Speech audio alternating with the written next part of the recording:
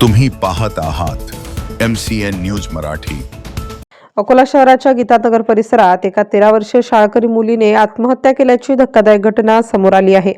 मुलीने राहत्या घरात गळफास घेतल्याने समजताच जुने शहर पोलीस तातडीने घटनास्थळी दाखल झाले। प्राथमिक स्वरूपात आकस्मिक मृत्यूची नोंद करण्यात आली असून संपूर्ण प्रकरणाची सखोल चौकशी सुरू आहे। सदर मुलीला शाळेत त्रास दिला जात असल्याचा आरोप तिच्या पालकांकडून करण्यात आला आहे। मात्र आत्महत्येचे नेमके कारण अद्याप स्पष्ट झालेले नसून तपास पूर्ण झाल्यानंतरच निष्कर्ष निघेल असे पोलिसांनी सांगितले आहे। तपासाच्या अनुषंगाने पोलिसांनी मित्रमैत्रिणी, शिक्षक, शाळा प्रशासन यांची जबाब नोंदवण्यास सुरुवात केली आहे। तसेच पोलिसा मोबाईल फोन, वैयक्तिक परिस्थिती, सामाजिक दुवे या सर्व तपशिलांचा बारकाईने विचार करून पुरावे गोळा केले जात आहेत। कोणतीही शक्यता दुर्लक्षित न करता सर्व दृष्टिकोनातून तपास सुरू असल्याचे अधिकारी सांगतात।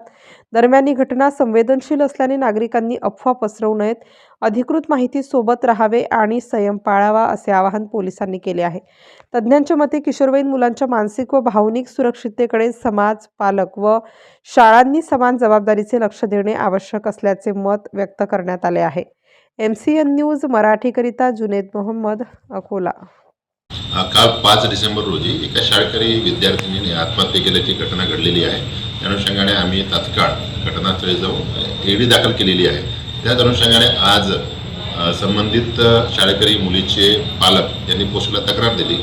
एका विभिन्न धर्मियाच्या मुलाने तिची छेडखानी करत होता। त्या अनुषंगाने तक्रार नोंदवल्याने संबंधित अल्पवयीन मुलीच्या मृत्यूस कारणीभूत असल्याच्या संशयावरून संबंधित व्यक्तीविरुद्ध गुन्हा दाखल करण्यात आलेला असून पुढील तपास त्या अनुषंगाने पोस्टेज जुने शर्यती सुरू आहे।